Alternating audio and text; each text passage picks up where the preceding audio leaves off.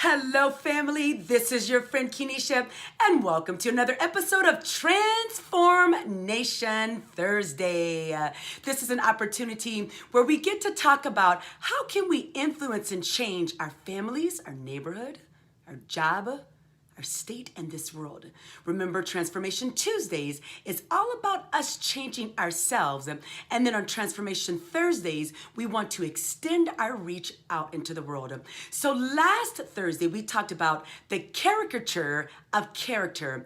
And caricature basically means there are these distorted pictures and they blow up and exaggerate different facial features.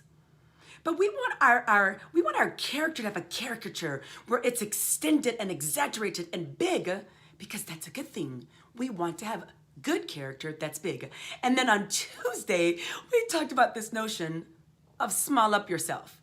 And we utilize this word humility, having a modest view of oneself, not being arrogant.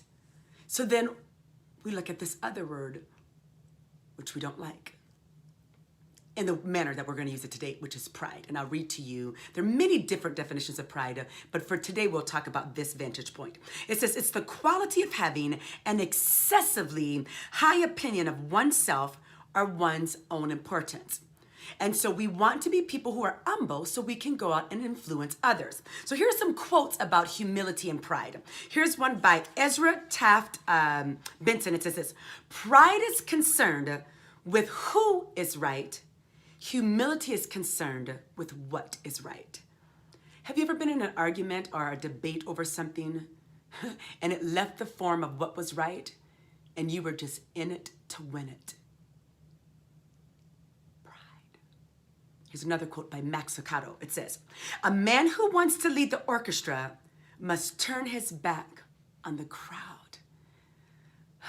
That means we're not interested in showboating or letting other people see how great we are. That means we're turning to service and influencing other people. Here's another quote. This one's by Rick Warren. He says, humility is not thinking less of yourself. It is thinking of yourself less. And humility is thinking of others more, or more of others. And then our last one, Thomas Mert. It says, pride makes us artificial and humility makes us real. Remember, it goes back to that notion of authenticity. When we are authentic and we're real, we're humble. But when we are prideful, it's a turnoff. So our thought is, let humility override pride. So we're coming from our book, Developing the Leader Within You 2.0, by my mentor, Dr. John C. Maxwell. And our thought says this, says nobody likes working with a leader who is full of himself and works only for his own benefit.